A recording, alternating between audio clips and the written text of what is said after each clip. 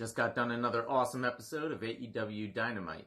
So, to review and for some fantasy booking, let's take it over to the action figures.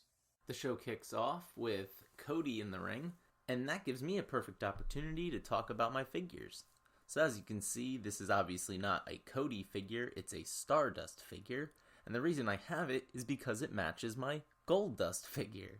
I'm going to use these until I can get proper AEW versions of them. But as you can see, Cody is a basic figure, and Dustin is an elite figure. The difference is the articulation in the abdomen, the kneecap, and the ankles, as I pointed out in my last video. The big announcement all over social media turns out to be the debut of Eddie Kingston, former NWA star. He says that Cody is privileged because he got to grow up around used-to-be legends like Arn Anderson.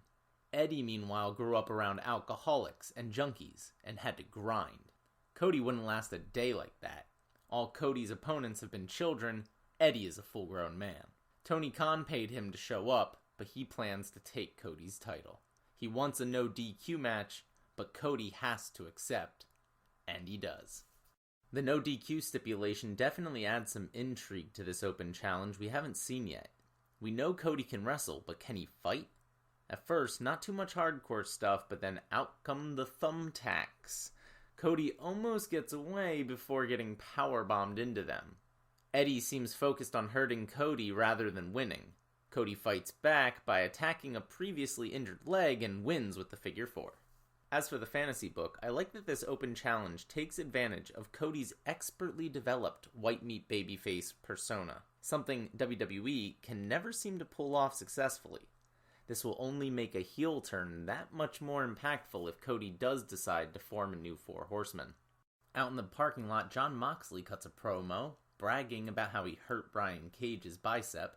He says Taz made the right call throwing in that towel, but next time, he might not let go. MJF and Wardlow come to the ring next, give a classic heel promo where he insults his opponent, Griff Garrison, by calling him Jungle Man, which is funny, because I believe on AEW Dark the other week, I noted that he looks like Jungle Boy.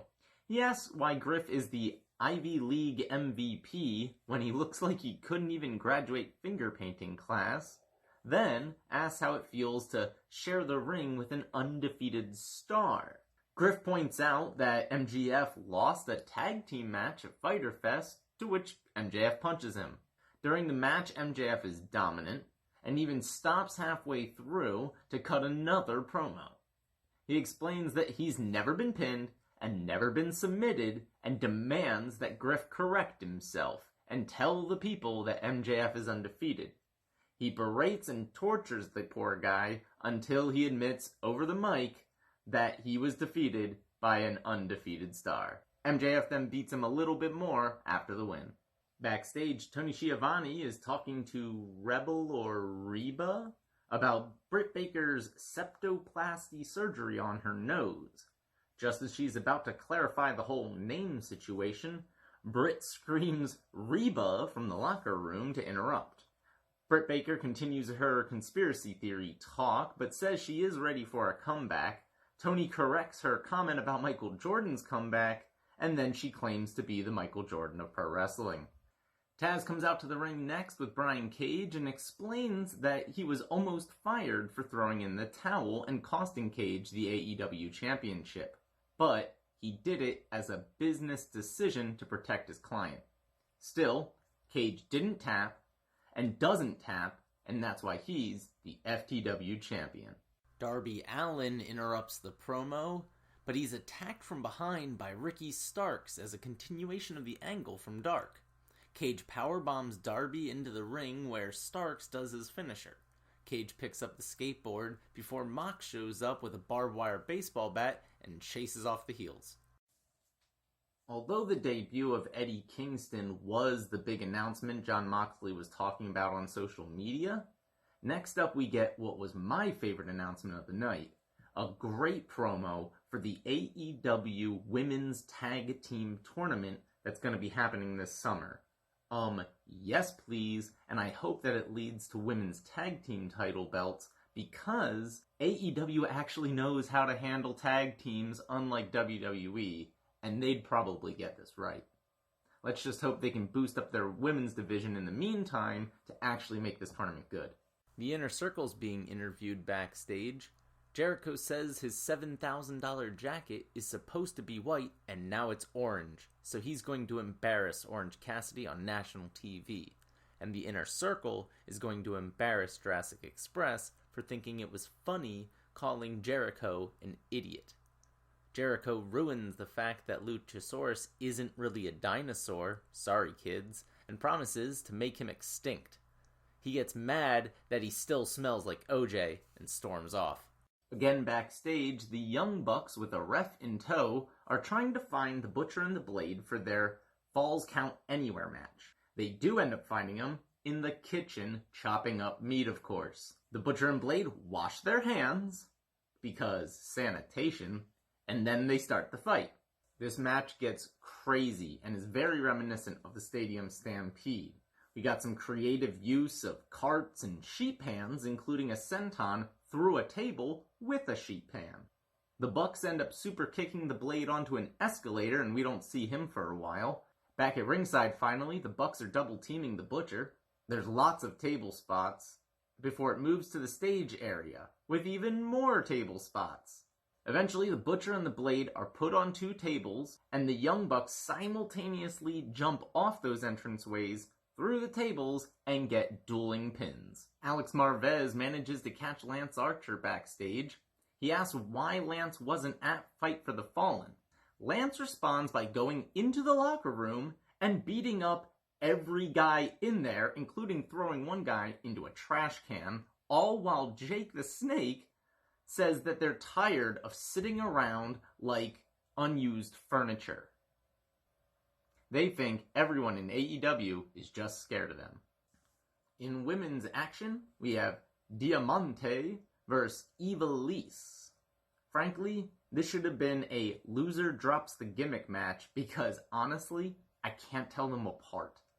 Both come out in similar gear, with similar color schemes, wearing bandanas over their face, and carrying similar flags.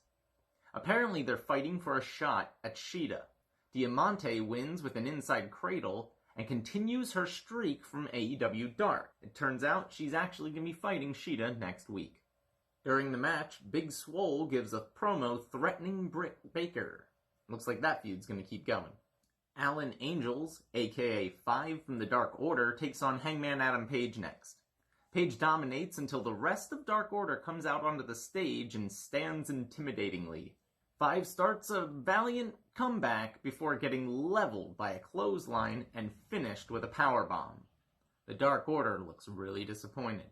Mr. Brody Lee comes out to the stage with Colt Cabana in tow. He addresses Page by pointing out the absence of Kenny Omega and offering the Hangman a spot in Dark Order. Page declines, calling the group a cult, which insults Mr. Brody Lee, who takes Colt Cabana to the back while the rest of Dark Order beat up the Hangman. FTR comes to the rescue with a cooler full of beer. Omega also comes out, but he's too late.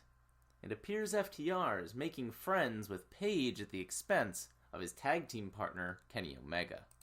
We get another commercial for the new AEW action figures, not out until August, but I want them now! It's main event time as Jurassic Express takes on Inner Circle members Chris Jericho and Jake Hager. Jungle Boy and Jericho start, then we see a big man battle between Luchasaurus and Hager. Marco Stunt interferes twice. Aren't they baby faces?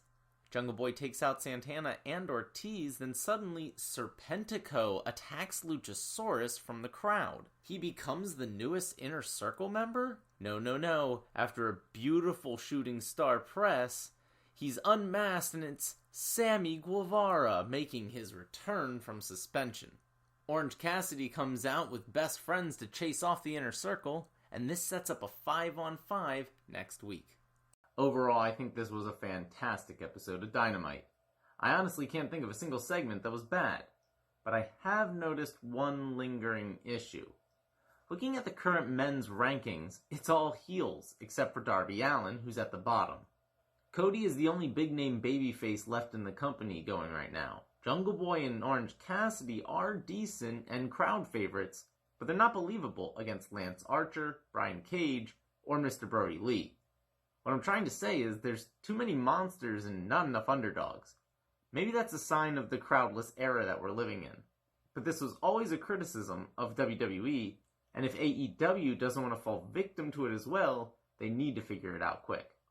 That's going to do it for today's action figure review. Still trying to get this channel up and running, so make sure to like, share, and subscribe, and I'll see you on Friday for SmackDown.